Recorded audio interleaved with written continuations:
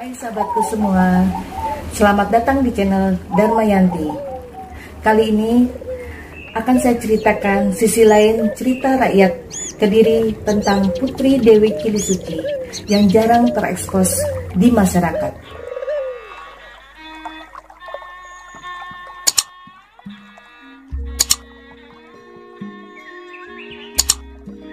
Assalamualaikum warahmatullahi wabarakatuh. Hai sobatku semua, terima kasih sudah datang di channel Dharmayanti. Kali ini saya akan bercerita tentang eksotisme pertapaan Dewi Kilisuci dari kota Kediri. Ada dua histori yang erat kaitannya dengan kota Kediri adalah Jayabaya dan Dewi Kilisuci. Jayabaya dikenang sebagai Raja Kediri yang juga termasyhur dengan jangka Jayabayanya. Sedangkan Dewi Kilisuci adalah identik dengan kekuatan seorang wanita dan juga keberadaan Goa Salomangleng, sebuah tempat keramat yang letaknya sekitar 3 km dari pusat kota Kediri. Goa Salomangleng merupakan petilasan Dewi Kilisuci. Di tempat inilah Putri Kediri menghabiskan sisa hidupnya untuk bertapa, meminta kepada Sang Hyang Widi agar rakyat Kediri ketika itu senantiasa terhindar dari mara bahaya. Menurut sejarah, tersebutlah zaman dahulu di Kediri bertahta seorang raja yang bernama Joyo Amiluhur, yang oleh sebagian kalangan dimungkinkan sebagai Raja Airlangga. Pada masa itu, Kediri mengalami kejayaan, penduduknya makmur dan aman.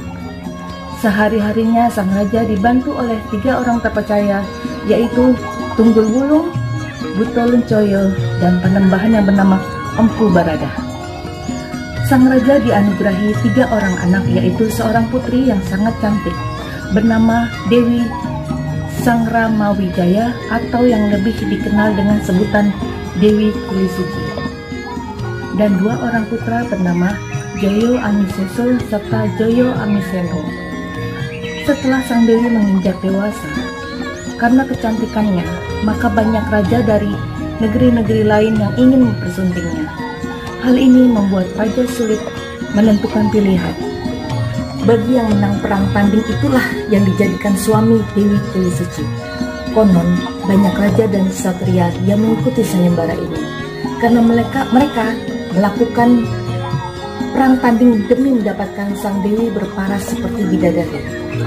Kenyataannya, sayembara tersebut dimenangkan oleh seorang raja yang berwajah sangat jelek.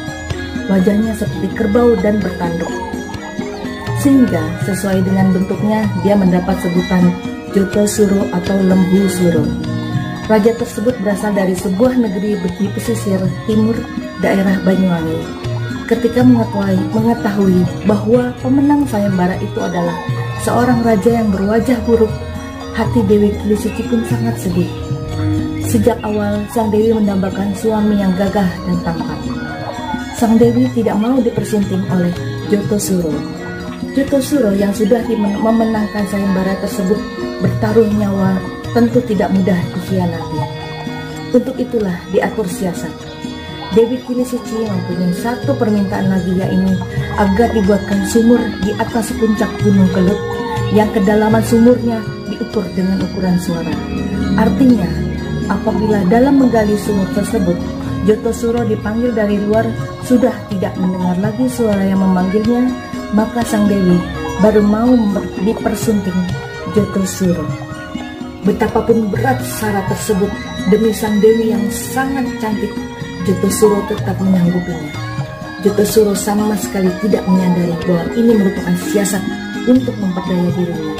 Dengan diantar oleh pasukan para prajurit Kediri, Jotosuro berangkat ke puncak Gunung Kelut. Pasukan prajurit Kediri dipimpin langsung oleh Tunggul Wulung dan Buto Luncoyo, yang keduanya tentu sudah mengetahui siasat akal bulus tersebut. Sang Jotosuro menggali sumur atas perintah Tunggul Wulung dan Buto Luncoyo. Para prajurit Kediri mengumpulkan batu-batu. Penggalian sumur kerajaan berjalan cepat dan telah dalam sekali sumur tersebut. Saat dipanggil berkali-kali, Jotosuro tidak menjawab. Ini berarti kedalaman sumur memang sudah sedemikian dalam. Maka Tunggul Wulung dan Buto-Locoyo segera memerintahkan para prajuritnya untuk melemparkan batu-batu yang telah mereka kumpulkan ke dalam sumur. Inilah kekejaman yang membuat Jotosuro meninggal dunia. Anehnya, setelah sumur rata dengan tanah, dari dalamnya Tunggul Wulung dan Buto-Locoyo beserta para prajuritnya tiba-tiba mendengar suara tanpa rupa. "Hai Raja Joyo Amiluhur, prajurit serta semua rakyat Kediri, sekarang aku mengakui kekalahan dengan siasatmu yang licik. Tetapi tunggulah pembalasanku di kemudian hari. Setiap waktu-waktu tertentu, Kediri akan saya genangi air, akan saya rusak, dan akan saya jadikan sungai Tulung Agung, akan saya jadikan kedung, dan Blitar akan saya jadikan halaman."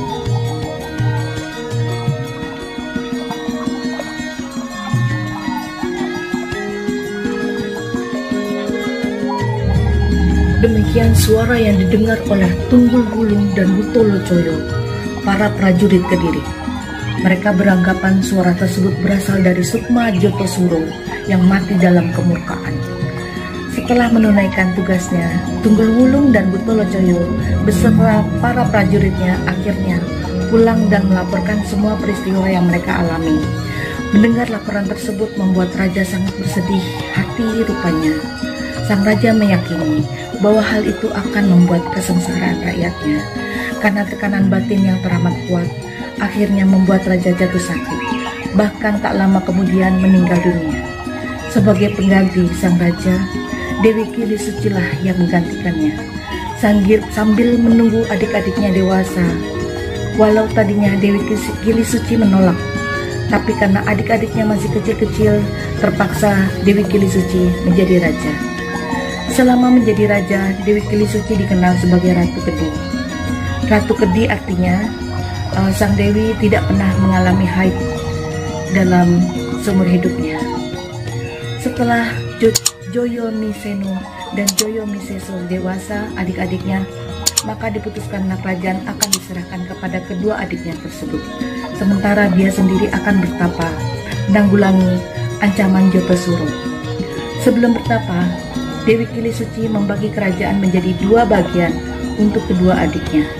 Dengan bantuan Empu Baradah, pendeta kerajaan, air dari kendi Empu Baradah menjadi sungai berantas yang akan menjadi pemisah kerajaan Panjalu, Doho, dan Jenggala. Namun dalam versi catatan kuno, yang membagi kerajaan bukanlah atas perintah Dewi Kilisuci, melainkan Raja Airlangga sendiri.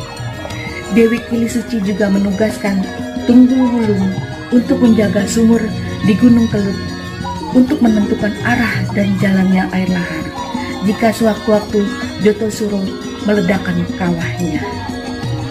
Sedangkan Buto-Locoyo ditugaskan menjadi air lahar di Gunung Kelut agar tidak merusak rakyat Kediri, serta menjaga Dewi Kilisuci dalam pertapaannya.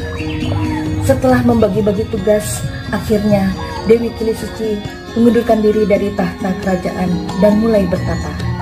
Peristiwa ini berlangsung pada 963 tahun Saka.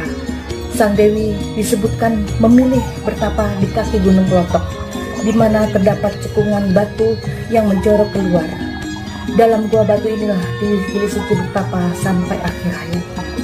Hingga kini tempat tersebut dikenal dengan nama Goa Selo Mangleng. Menurut penuturan dari tutur turun-temurun, penamaan Selo Mangleng ini disebabkan karena lokasinya yang berada di lereng bukit. Selo artinya batu, Mangleng artinya miring. Goa yang berbentuk dari batu andesit hitam ini nampak cukup mencolok dari kejauhan. Goa Selo Mangleng tetap menjadi objek wisata budaya yang populer di daerah Kediri dan sekitarnya.